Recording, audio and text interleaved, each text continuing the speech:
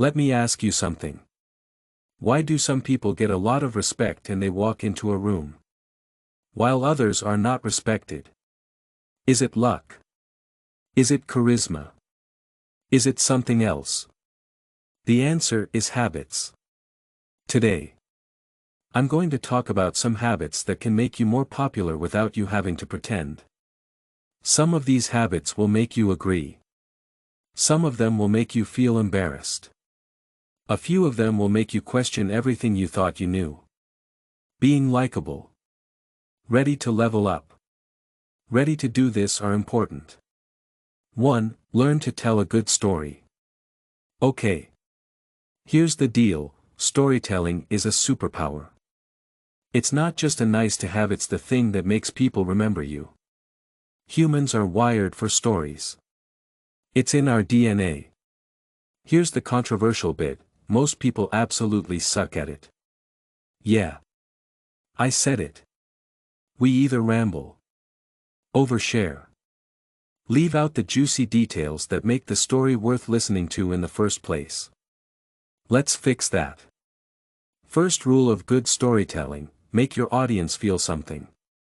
Nobody cares when you go to the grocery store, unless you are chased by a squirrel holding a baguette. Drama, humor, suspense are your tools. Use them now. Let me get personal. A few years ago, I was at a networking event. Ugh. I know. Those things are the worst.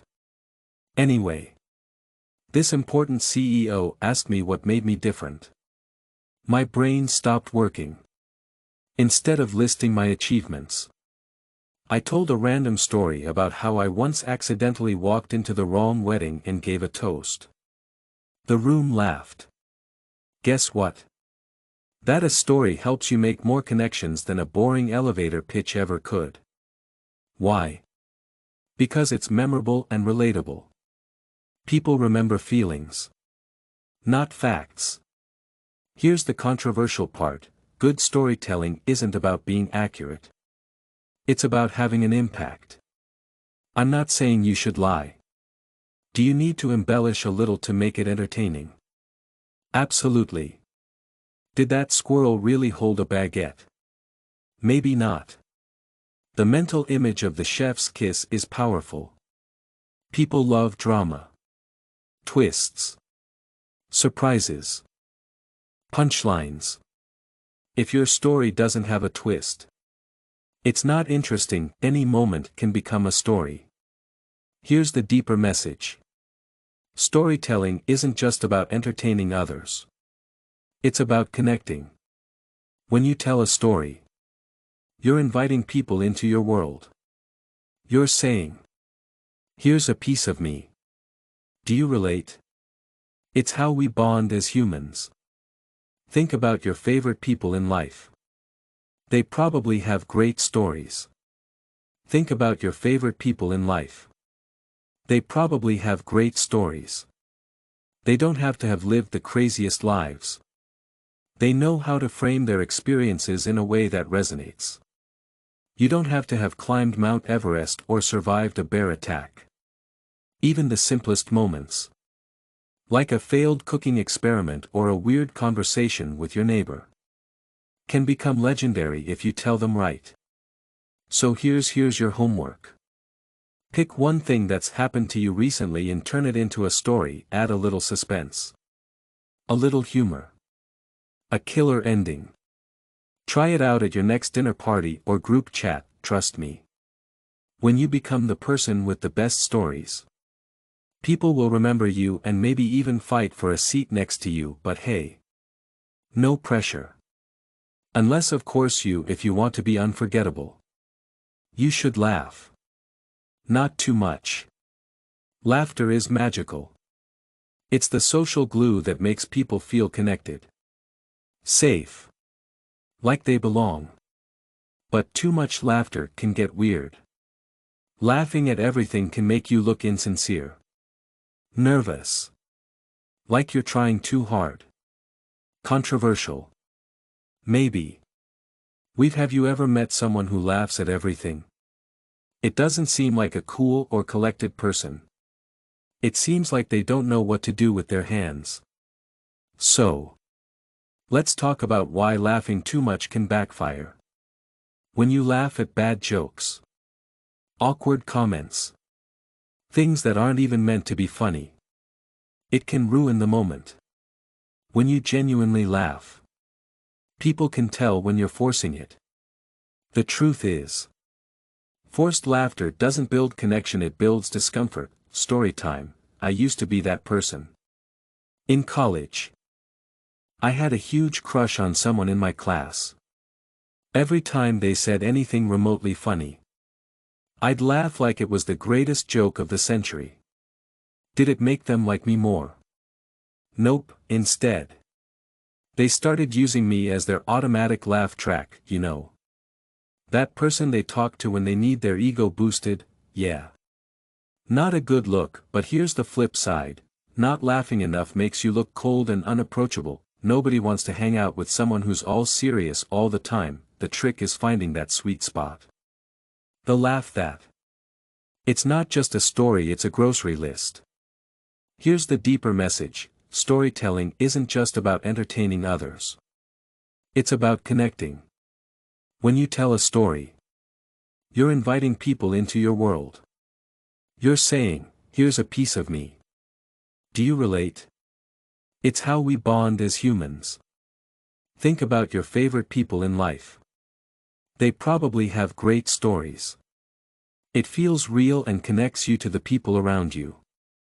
And here's the controversial part. Sometimes not laughing is the most powerful move you can make. When someone cracks a joke that's mean, spirited, just plain inappropriate, staying silent sends a stronger message than fake laughter ever could. I remember sitting in a meeting once where someone made a joke at a colleague's expense. A story isn't just a story. It's a grocery list. Here's the deeper message. Storytelling isn't just about entertaining others. It's about connecting. When you tell a story, you're inviting people into your world. You're saying, here's a piece of me. Do you relate? It's how we bond as humans. Think about your favorite people in life. They probably have great stories. Workers' expense. Everyone gave this awkward little chuckle. I didn't. You know what happened? The co-worker later thanked me for not laughing at something. It meant a lot. It instantly made me more likable. Here's what's interesting about laughter. It's not just about reacting to humor. It's about showing who you are. If you laugh at the right moment, it shows you're present. You have a sense of humor. You're not. It shows that you're relaxed and you're not afraid to have fun. But when you laugh from the heart, it shows people that you're genuine. You don't have to laugh to please others. You laugh because you want to. Something genuinely tickles you. This is the deeper message. Laughter is a reflection of how you see the world. Don't fake it just to fit in. When you laugh from the heart, people will take you more seriously. They'll see that you're genuine and that you're worth listening to. Don't be afraid to laugh at yourself. Life's too short to be too cool for a good laugh. Just don't overdo it. You'll notice something crazy. People will start taking you more seriously because your laughter is rare, genuine, earned. If you're wondering where to start, just remember laughing at yourself is always a safe bet. Life's too short to be too cool for a good laugh. Just don't overdo it. You'll notice something crazy. People will start taking you more seriously because your laughter is rare, genuine, earned. If you're wondering where to start, just remember that laughing at yourself is always a safe bet. Life's too short to be too cool for a good laugh. Just don't overdo it. Unless you're watching cat videos. Then go nuts. Give genuine compliments. Compliments. They're the social currency of human interaction. When done right, a genuine compliment can make someone's entire day and leave them thinking, wow, this person really sees me. When done wrong, though, you might come off as fake. People will take you more seriously if you laugh at yourself. If you're wondering where to start, remember that it's always a safe bet to laugh at yourself. Life's too short to be too cool for a good laugh. Don't overdo it. If you're not careful, you might end up being manipulative or forgettable. I said it, forgettable. Giving a compliment is both an art and a science. A lot of people are out there throwing weak, generic compliments like, nice shirt. What even is that? So, let's break this down. First things first, if you're giving compliments. If you want to get something in return, stop. People can tell when you're not being genuine. If you say, oh, I love your shoes, and then ask for help moving, you've lost credibility. That's not a compliment, it's a strategy. Nobody likes being played. Now, here's where it gets controversial. Not everyone deserves a compliment, yeah. I said it. If someone didn't put in the effort, why are we out here handing out gold stars? Compliments should be earned, not given out like prizes. Let's raise the bar. People. Here's a personal story. A few years ago, I had a Sarah was a worker in an office. She wasn't the loudest or most popular person. She had a great talent for writing emails that were clear, concise, almost poetic. One day, I told her, Sarah, your emails are so well written that they make me want to frame them. She laughed. Then she got quiet and said, wow. Nobody's ever noticed. That's how it happened. Sarah started walking taller and participating more in meetings. We became close friends.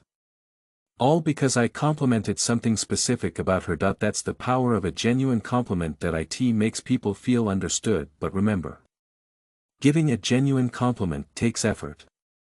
Actually pay attention. You can't just look at someone and say, nice vibes. Compliments should be specific, thoughtful, tied to something unique about that person. For example, instead of saying, nice haircut, say, your new haircut really brings out your eyes. That's a better connection. And let me just say this, compliments about someone's personality or people will take you more seriously if you're funny and sincere. If you're wondering where to start, remember that laughing at yourself is always a good idea. Life's too short to be too cool for a good laugh. Don't overdo it. Actions are more impactful than compliments about their appearance. For example, I admire how patient you were in that meeting. How you have such a calming presence. Compliments like that are rare and memorable. Another idea, stop using compliments to avoid awkwardness. You know what I mean. If you don't know what to say, don't just say, nice shoes. That's not a compliment, it's just background noise. Instead, embrace the silence or say something meaningful. People will respect you more for it. Here's the deeper message, compliments are more than just words. They're tiny acts of kindness that say, I notice you. I appreciate you. Life's too short to be too cool for a good laugh. Just don't overdo it. In a world where everyone's rushing, distracted, focused on themselves, a genuine compliment is a gift. It's proof that you're present and paying attention. Isn't that what we all want? To be seen for who we really are. So here's your challenge, today. Give one compliment that's so real and so specific. It catches someone off guard. Compliment, the way they handled a tough situation. The effort they put into a project. Even the way they made you feel. Watch their face light up and how good it makes you feel. And remember, The best compliments aren't just about the person you're giving them to. They're a reflection of you. Make them count. No more nice weather comments. Lets you'll start to notice something unusual. People will start to take you more seriously because your laughter is rare. Genuine. Earned. If you're wondering where to start, just remember that laughing at yourself is always a safe bet. Life's too short to be too cool for a good laugh. Just don't overdo it. Aim higher.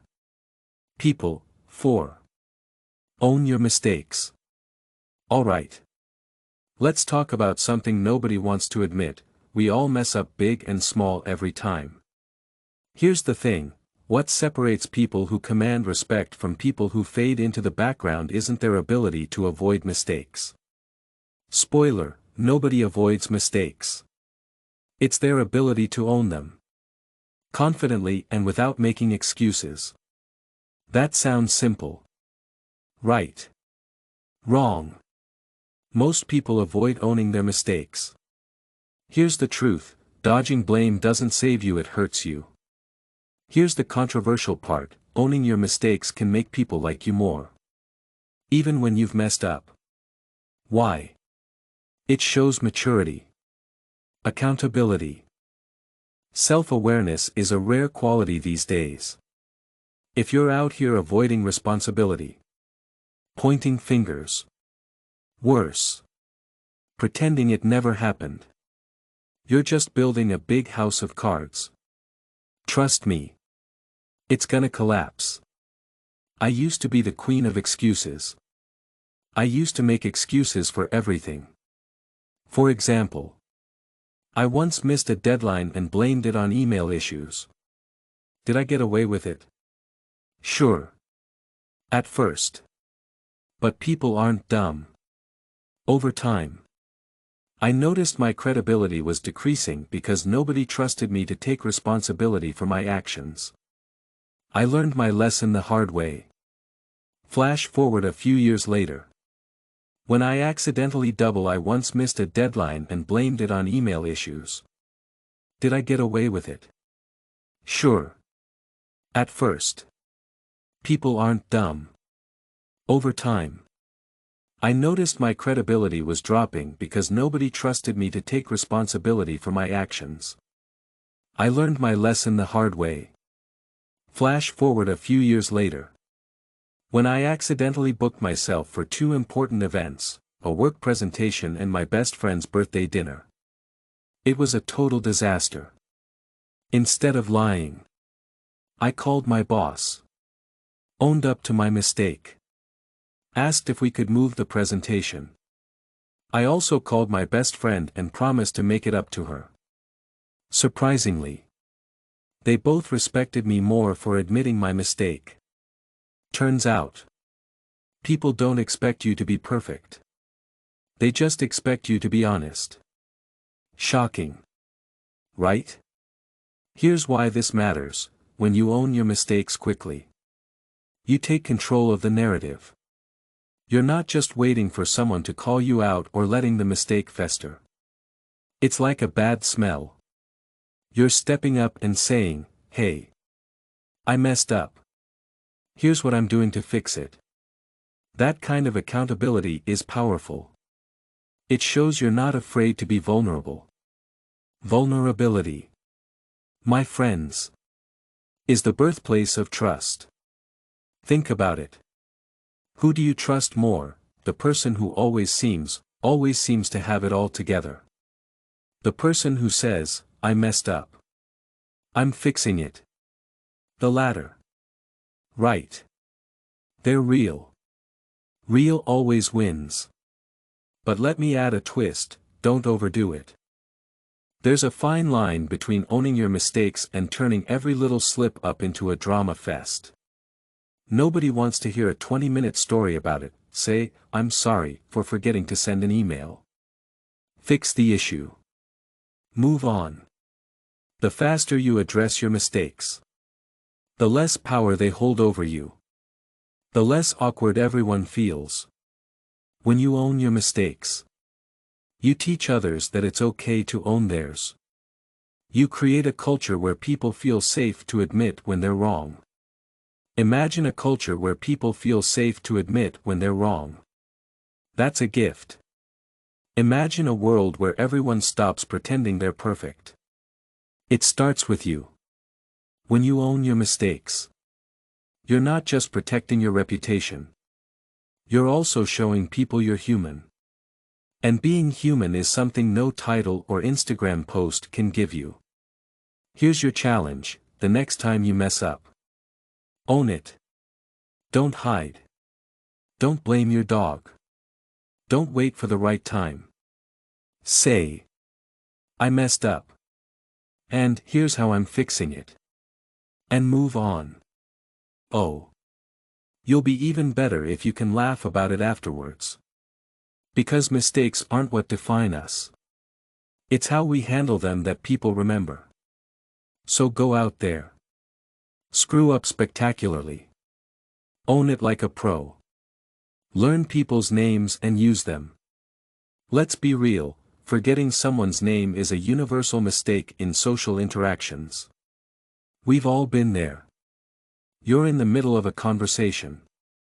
Your brain is scrambling. All you can think is, oh my God. Is it Steve? Stan?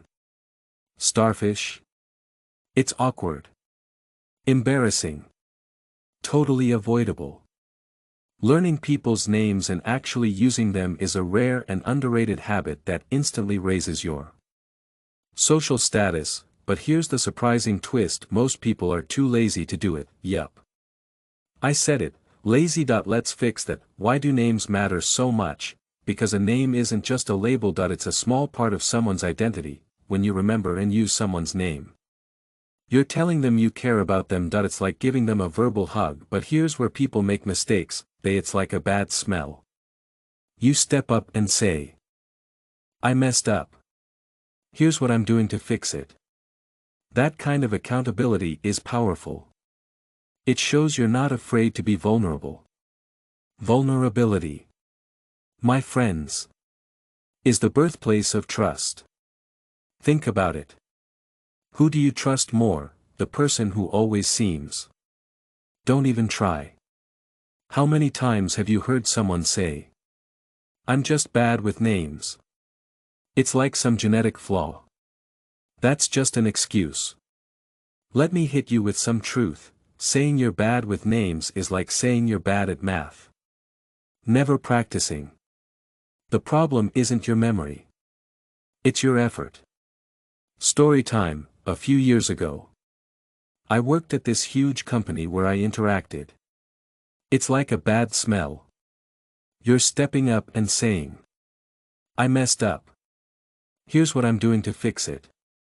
That kind of accountability is powerful. It shows you're not afraid to be vulnerable. Vulnerability, my friends, is the birthplace of trust. Think about it. Who do you trust more, the person who always seems with dozens of people every day? There was this one security guard named Jim who greeted everyone with a big smile. Most people never bothered to learn his name. One day, I made it a point to say, Good morning, Jim. And you know what happened? He lit up like I'd handed him a winning lottery ticket. Fast forward a few months. Jim was the guy who saved my day when I locked myself. You're stepping up and saying, I messed up. Here's what I'm doing to fix it. That kind of accountability is powerful. It shows you're not afraid to be vulnerable. Vulnerability, my friends, is the birthplace of trust. Think about it. Who do you trust more, the person who always seems out of your office? Why? Because we had a connection. I saw him. That's the power of using someone's name.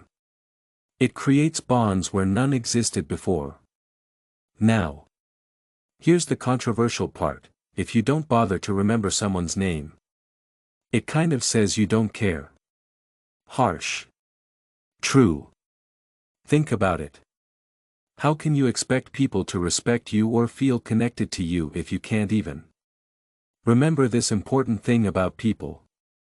I'm not saying you need to memorize the whole guest list at a wedding. If you've met someone 3 times and still call them a buddy, it's not a good look. And let's not forget the biggest mistake, using the wrong name. Oh. You think forgetting is bad? Try calling someone Jessica when their name is Jennifer. It's game over. So let's put some effort in. People. Here's how to remember someone's name. First, repeat it as soon as you hear it. Nice to meet you. Priya. Boom. Second. Associate it with something memorable. Priya likes pizza. Priya. Pizza.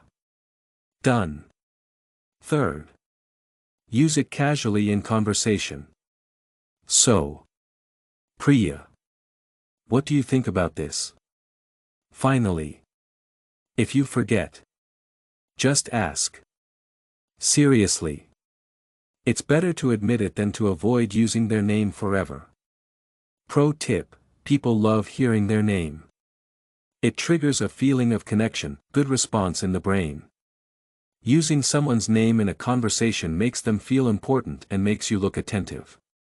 But let's go deeper. Remembering someone's name isn't just a social skill, it's a way of honoring their existence. In a world where people good response in the brain. Using someone's name in conversation makes them feel important and makes you look attentive. Let's take it deeper. Remembering someone's name isn't just a social skill. It's a way of honoring their existence. In a world where people feel overlooked and undervalued, calling someone by their name is a small act of humanity that says, I see you. You matter. Isn't that what we all want to be seen for? It's funny how something so simple can have such a big impact. The truth is, small habits like this are what separate the people you remember. Do you ever feel overlooked and undervalued? Calling someone by their name is a small act of humanity that says, I see you. You matter. And isn't that what we all want? It's funny how something so simple can have such a big impact. The truth is, small habits like this are what separate the people you remember from the people you forget. So, here's your challenge, this week. Make it your mission to remember the name of every new person you meet and use it at least twice in a conversation. Bonus points if you text yourself their name later or write it down. It might feel weird at first. Trust me when you start doing. People will notice and respect you more for it. And if you mess up, don't worry. Just laugh it off and try again. The effort alone says, I care. And that's what makes people remember you. Everyone has opinions. Don't be a jerk about it. Okay. Let's address the elephant in the room. Here's a challenge for you, this week. Try to remember the name of every new person you meet. Use their name at least twice in your conversation. Even better if you text or write down their name later. It might feel weird at first. Trust me when you start doing it. You'll start to notice how the room changes. In a world where people are afraid to say the wrong thing, too many of us just nod and agree with whatever's being said. Here's the truth, if you don't have opinions, you don't stand out. Period. Being someone who always agrees with everyone doesn't make you more popular. It makes you invisible, but here's where it gets controversial: having opinions doesn't mean forcing your views on everyone. You can find a balance between confidence and kindness. So let's talk about how to express your opinions without being rude. Having opinions is attractive because it shows that you think for yourself. Have values. Aren't afraid to stand by them. Whether it's your take on pineapple on pizza, yes. It's amazing. Your stance on something bigger like climate change. Sharing your thoughts adds flavor to your personality. Here's a challenge for you, this week. Try to remember the name of every new person you meet. Use their name at least twice in your conversation. Even better if you text or write down their name later. It might feel weird at first. Trust me. It gets easier. Some people don't say much, while others talk a lot. Nobody likes a fence-sitter who says, "I don't know. I'm fine with whatever." And nobody likes a know-it-all who treats every debate like it's a courtroom battle. The best balance is being confident but also open to other people's opinions. Mind it story time. I used to be someone who avoided sharing their opinions because they didn't want to cause problems. One time, during a group dinner, someone asked, "What's your favorite movie?" I panicked and said, "Oh, I like everything." What happened? The conversation moved right past me. Then, a few weeks later, someone brought up The Princess Bride. I finally said, "That's my favorite movie of all time. Here's why." Suddenly, we were talking about why it's the best movie ever. I was part of the conversation, not just listening. I learned something. If you want to connect with people, you've got to bring something to the conversation, your real thoughts. Not just small talk. Now, here's the controversial part: you will disagree with people. That's okay. In fact, it's necessary. But the key is to disagree politely. Don't roll your eyes or start yelling. That's rude. Here's a challenge for you. Try to remember the name of every new person you meet. Use their name at least twice in your conversation. If you can, text or write down their name later. It might feel strange at first. Trust me. It gets easier. Here's an example of how to do it. I see where you're coming from. Here's how I look at it. That way, you share your opinion. Keep the conversation respectful. Probably earn more respect than if you just nodded along. Here's the deeper message: your opinions are a reflection of who you are.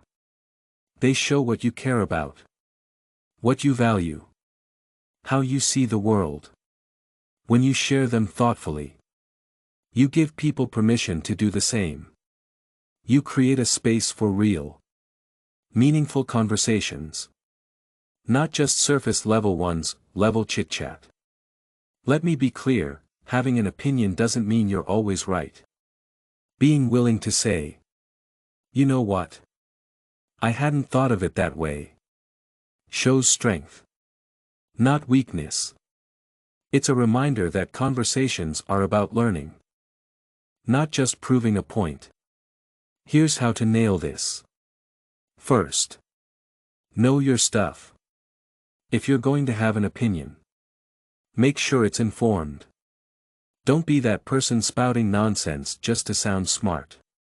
Second, pick your battles. Not every hill is worth dying on. Third, deliver your opinion with a side of curiosity. Ask questions like, "Why do you think that?" or "What's your take on this?" It turns a potential clash into a conversation. Here's your challenge: the next time someone asks for your opinion, don't hold back. Whether it's a small thing like your favorite ice cream flavor or a big topic like the best way to solve world hunger, speak your truth. Do it with kindness and curiosity.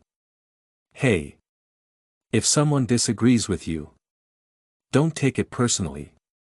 Remember, your opinion is important. It's about more than just being heard.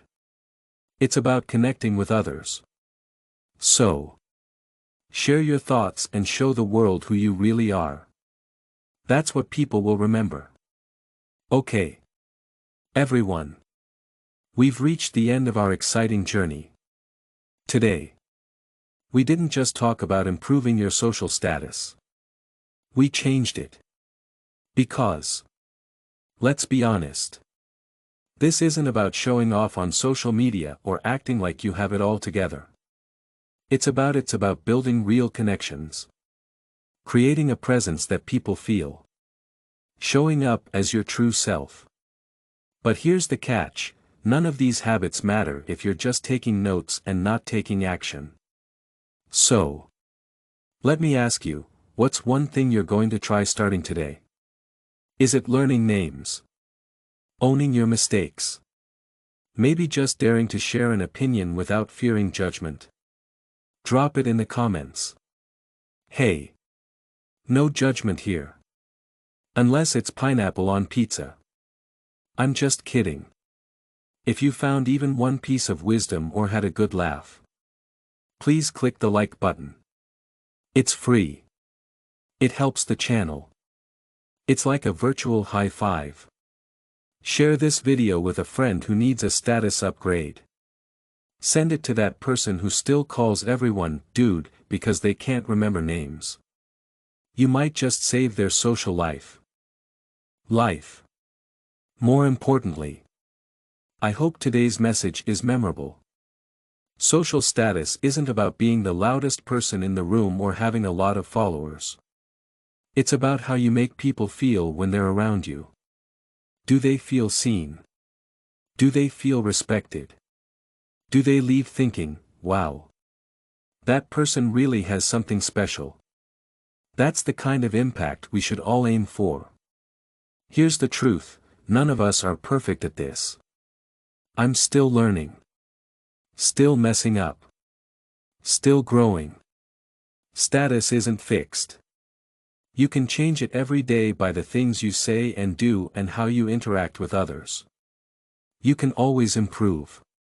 If you want to keep getting better, you're in the right place.